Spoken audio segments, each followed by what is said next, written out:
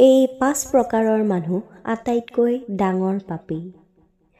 গৰুৰ পুৰাণত এই কাহিনীভাগ সম্পূৰ্ণ আলোচনাৰে দিয়া হৈছে। মৃত্যুৰ পিছত আত্মাই কি শাস্তি পায়, কোনটো কাম কৰাটো উচিত আৰু কোনটো কামক পাপ বুলি গণ্য কৰা হয়। আমি এনে 5টা ডাঙৰ পাপৰ বিষয়ে জানিম যিয়ে নৰকৰ দুৱাৰ মুকলি কৰে।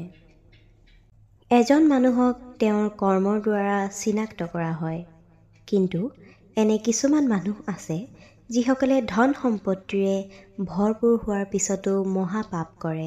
শাস্ত্ৰৰ মতে এনে লোকক মহাপাপী বুলি কোৱা হয়।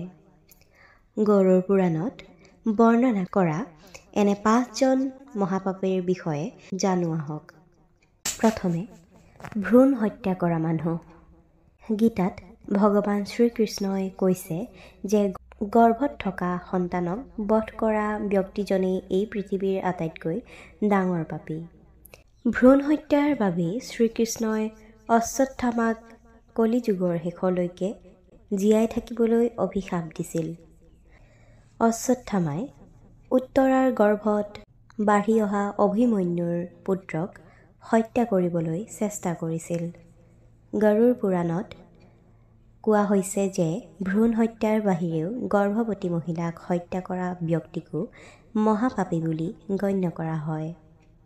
এনে লোকৰ মৃত্যু হ'লে তেওঁলোকৰ আত্মা পোনে পোনে নৰকলৈ যায় আৰু বহু ধৰণৰ অত্যাচাৰৰ সন্মুখীন হয়। দ্বিতীয়তে পশু হত্যাকাৰী।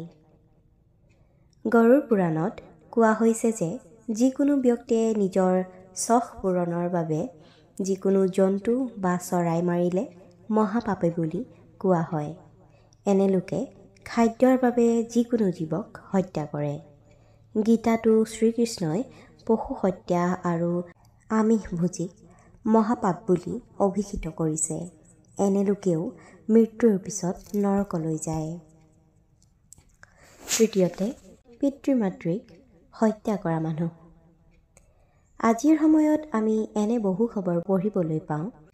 কোনোবাই তেওঁৰ মাক দেউতাকক ঘৰৰ পৰা বাহিৰ কৰি দিলে, কোনোবাই টকাৰ বিনিময়ত হত্যা কৰিলে।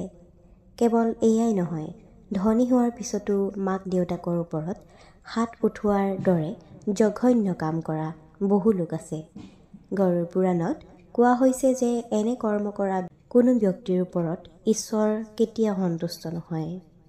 এনে লোকক মহাপাপী বুলি কোৱা হয়। 4 নম্বৰ মন্দিৰৰ পৰা চুৰি কৰা মানুহজন।